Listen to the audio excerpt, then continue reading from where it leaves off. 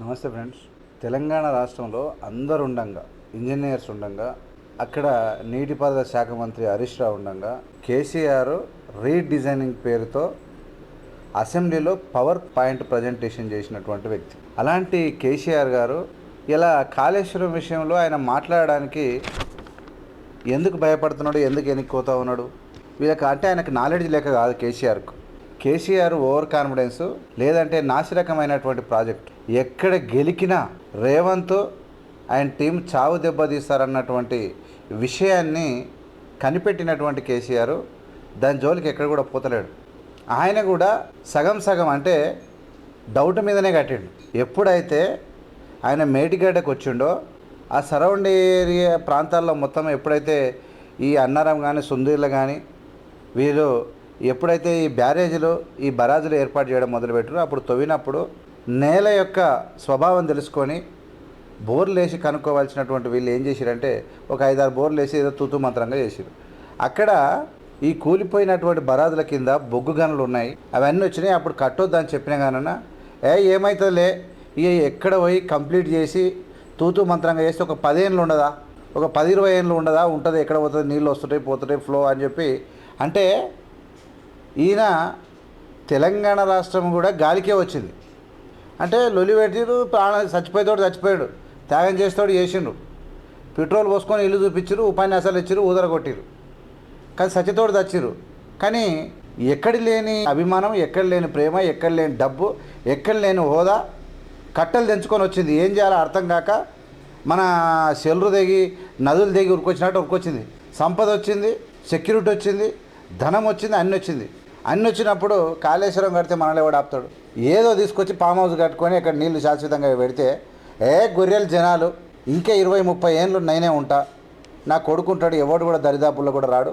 కాంగ్రెస్ పార్టీని కూడా ఏరేసినాం. ఇక అందరం సబితా ఇంద్రారెడ్డిని ఉన్నకాడికి చుట్టుముట్ట ఉన్నటువంటి స్పీకర్లతో సహా ఉన్నకాడికి అందరిని తీసేసుకున్నాం. ఇంక ఏం పని లేదు, ఖచ్చితంగా విన్ అవుతారని అనుకున్నారు కేసీఆర్. ఇలా కేసీఆర్కు మనువడికి దెబ్బ తాకితే జ్వరం వస్తే దావఖానకు పరుగున ఉరుకుతున్నాడు. ఆయన దలుచుకుంటే తిమ్మిని బమ్మి చేయగలడు, అవకాశం కోసం వెయిట్ చేస్తున్నాడు. కానీ కాళేశ్వరం మీద మాట్లాడతలేడు. కారణం ఏంటి అంటే తప్పు జరిగిపోయింది. 2 తప్పులు జరిగిపోయినాయి. ఒకటి ప్రాజెక్టు డిజైన్ రాంగ్ అయింది. అన్నిటికన్నా ప్రమాదకరమైనది ఏంటంటే అత్యంత అవినీతి, అత్యాశ ప్రాజెక్టు నిర్మాణం లోపల నాసిరకాన్ని చూపిస్తూ ఉంది. రేవంత్ ఎప్పుడు దెబ్బ కొడతాడో, ఎప్పుడు విరుచుపడతాడో ఎవరికి అర్థం కాదు. నువ్వు ఎవరు చెప్పినా ఈ ప్రాజెక్టు ఇలా గేట్లు ఓపెన్ చేసినప్పుడే కుంగిపోయినాయంటే గేట్లు మూసేసి నీళ్లు పెడితే అవి ఉండవు అనవసరంగా. కానీ రాళ్ళు అయితే వేయాలి.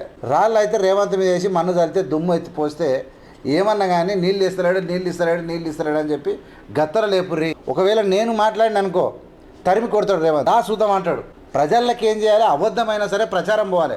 మీడియాలో పోయి ఏం చేయాలంటే కాళేశ్వరం నేను కడితే రేవంత్ రెడ్డి నీళ్ళు ఇస్తలేడు అని చెప్పి పుకార లేపురు అని చెప్పి ఒక దొంగ గత్తర లేపేటువంటి కార్యక్రమం చేసుకున్నారు వీళ్ళంతా. వెరీ క్లియర్గా ఈ దేశంలో బుక్కెడు మంచినీళ్ళు తాగుతున్నామంటే 5 ఏళ్ళు నోట్లకు పోతున్నాయంటే కాంగ్రెస్ కట్టిన ప్రాజెక్టులు మాత్రమే. తెలంగాణకు సంబంధించింది అయితే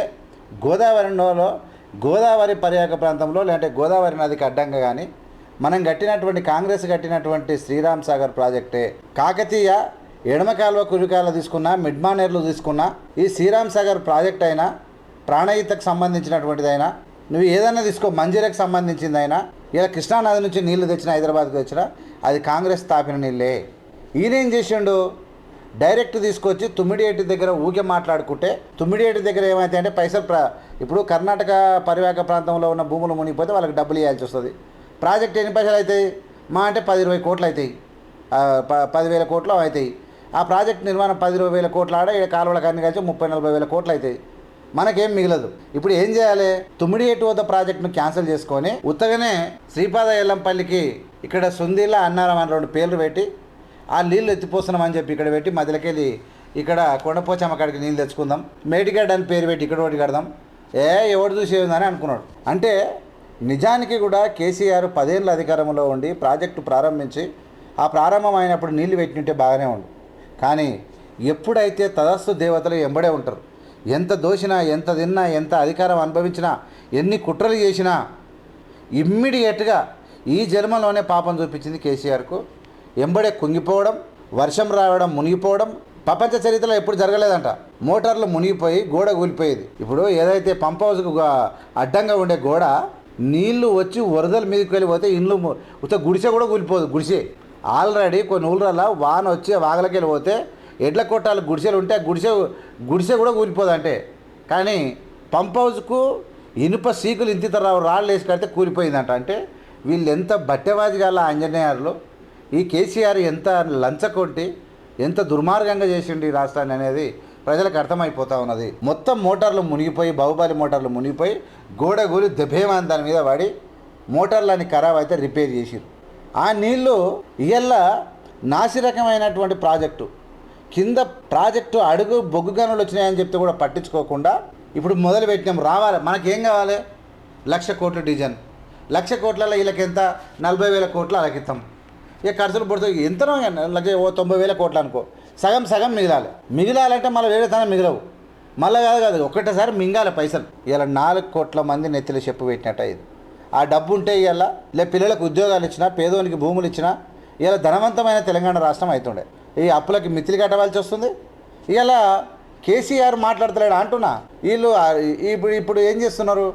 మా హరీష్ రావు కేటీఆర్ని అయితే ఆట ఆడుకుంటారు మనోళ్ళు. మొత్తం మీద ఎప్పుడైతే కాళేశ్వరాన్ని ముందుకెట్టిరో తరిమి కొడుతురు కాంగ్రెస్ వాళ్ళు, తరమట్లాడుతున్నారు. వీటన్నీ మాట్లాడుతుంటే అరే చేసింది నేను, నా రక్తం నా సీము పెట్టి నా మెదడు పెట్టి కట్టినా, నేను కట్టిన ప్రాజెక్టు అని చెప్పి ముందుకు ఎందుకు వస్తలేడంటే మొత్తం మీద ఏమంటారు చూడు, ఏం పాలో ఈయనది మొత్తం పొంగిన పాలు పొయ్యి పాలు అన్నట్టు మొత్తం లేపిండు.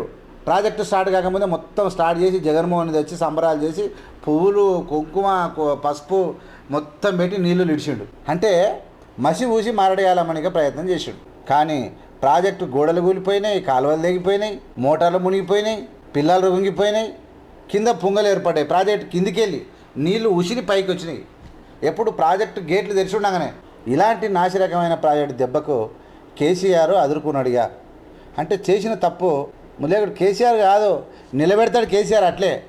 ఒకవేళ కేసీఆర్ పాలన కరెక్ట్ ఉంటే రేవంత్ గెలిచేతోడు కాడు. కేసీఆర్ కరెక్ట్ ఉంటే రేవంత్ని గెలవనీయాడు. అంటే ఇలా రేవంత్ రెడ్డి యొక్క చిత్తశుద్ధి, కేసీఆర్ చిత్తశుద్ధి ముందు కేసీఆర్ అవినీతి, కేసీఆర్ కుటుంబ పాలన నిలబడతలేదు. ఈ రెండు ఒకటే సింపుల్ పాయింట్ అక్కడ.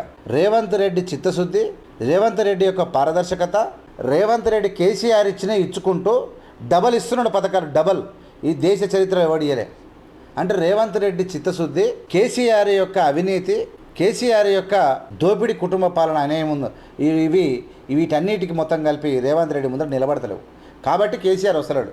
లేకపోతే కేసీఆర్కు నాలెడ్జ్ ఉంది. ఈ can speak fluent in English, ఈ can speak fluently Hindi, Sabse అచ్చా బాత్ కర్ సక్తే. తెలుగులో కూడా పద్యాలు వల్లె వేసుకుంటూ మాట్లాడగలిగి మాటల మాంత్రికుడైనటువంటి కేసీఆర్ రేవంత్ ముందు బొక్కబోర్లవాడడానికి కారణం ఏంటంటే అత్యంత అవినీతి, అహంకారము, దుర్బుద్ధి, కుటుంబ పాలన ఇవన్నీ కలిసి రేవంత్ ముందులో నిలబడకుండా చేసినాయి. నీ జ్ఞానం ఉన్నా, నీకు సంపద ఉన్నా, నువ్వు లక్షల కోట్ల రూపాయలు సంపాదించుకున్నా ఇలా రేవంత్ రెడ్డి తొడగొడుతున్నాడు, మీసం తిప్పుతున్నాడు. ఎందుకు తిప్పుతున్నా అంటే ఎస్ నేను ఇస్తున్నా, నువ్వు తెచ్చిన అప్పులు కడుతున్నా, నేను ప్రజలకు పెడుతున్నా. నమ్మకం, అచంచలమైనటువంటి నమ్మకము, కాన్ఫిడెంటు, నేను ప్రజల్లో ఉంటున్నా, ప్రజల కోసం పనిచేస్తున్నా కాబట్టి ఖచ్చితంగా బరాబర్ నేను మళ్ళీ గెలుస్తా అని చెప్పి బల్ల గుద్దుతా ఉన్నాడు రేవంత్ రెడ్డి. ఇక నీ ప్రాజెక్ట్ అనేది మూసుకోరిగా. నువ్వు ఆర్ఎస్పీని పెట్టినా, సవితమ్మని పెట్టినా, నువ్వు హరీష్ని పెట్టినా, నువ్వు కేటీఆర్ని పెట్టినా, ఇంకెవరెవరిని ప్రకాష్ని పెట్టినా, ఏమంటారు తెలంగాణ ప్రకాష్ని తీసుకొచ్చి పెట్టిన వి ప్రకాష్ని పెట్టినా ఎవరు కూడా తట్టుకోలేక తట్టబుట్ట చదువుకొని పోవడానికి కారణం ఏంటి అంటే కేసీఆర్ చేసినటువంటి అత్యంత అవినీతి పాలన, ప్రాజెక్టు లోపభూయిష్టమైనది, అవినీతి నాసిరకమైన ప్రాజెక్టే ఇవాళ కుప్పగోలుస్తూ ఉన్నది. మరి ఆగుతారా? మరి నీళ్ళు రాకుండా వేసంటే బరాబర్ ఖచ్చితంగా తుమ్మిడియేటి దగ్గర రేవంత్ రెడ్డి ప్రాజెక్టు కడతాడు. ఎక్కన తుమ్మిడియేటికి వెళ్ళి మీదకి వెళ్ళి ఇప్పుడు ఎల్లంపల్లికి నీళ్లు తీసుకొస్తాడు. ఆల్రెడీ 70% కాంగ్రెస్ చేసింది పనులు అవి. తుమ్మిడిహెట్టి నుంచి తుమ్మిడిహెట్టి కాడ ప్రాజెక్టు కడితే 70% కాలువ తవ్విర్రు, 30% కాలువ పూర్తి చేస్తే ఎల్లంపల్లికి వచ్చేస్తాయి. ఎట్లొస్తాయి అవి? గ్రావిటీ ద్వారా, వితౌట్ యూజింగ్ పవర్, విద్యుత్ వాడకుండానే వచ్చేస్తాయి. కాబట్టి బరాబర్ రేవంత్ రెడ్డి తుమ్మిడిహెట్టి దగ్గర ప్రాజెక్టు కట్టబోతా ఉన్నాడు, ఎల్లంపల్లికి నీళ్లు తెస్తాడు. ఇక ప్రాణహిత నుంచి డైరెక్టు అనేక రకాలుగా తక్కువ ఖర్చుతోనే ఎక్కువ పాయిద జరిగేటువంటి కార్యక్రమాలు చేసుకొని కాంగ్రెస్ పార్టీ ముందుకు పోతుంది. ఇక మొత్తం మీద మీరు చెప్పుకున్నటువంటి కాంగ్రెస్లో కథ కంచికి పోయినట్టే కనబడతా ఉంది. మ్యాక్సిమం అందులో మేడిగడ్డ ఆల్రెడీ కథమైపోయింది.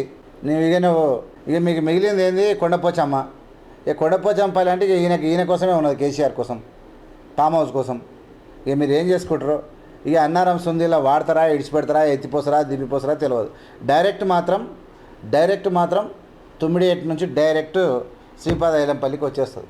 అప్పుడు నీకు తెలంగాణకు రావాల్సినటువంటి నీళ్ళు ఎట్లా తెచ్చుకోవాలనో రేవంత్ రెడ్డి ప్రయత్నం చేస్తూ ఉన్నాడు. ఇలా డౌటే లేదు. మొత్తం మీద మీరు ఎన్నిసార్లు ఎగిరిపడ్డా మీకు పరాభావం తప్పదు.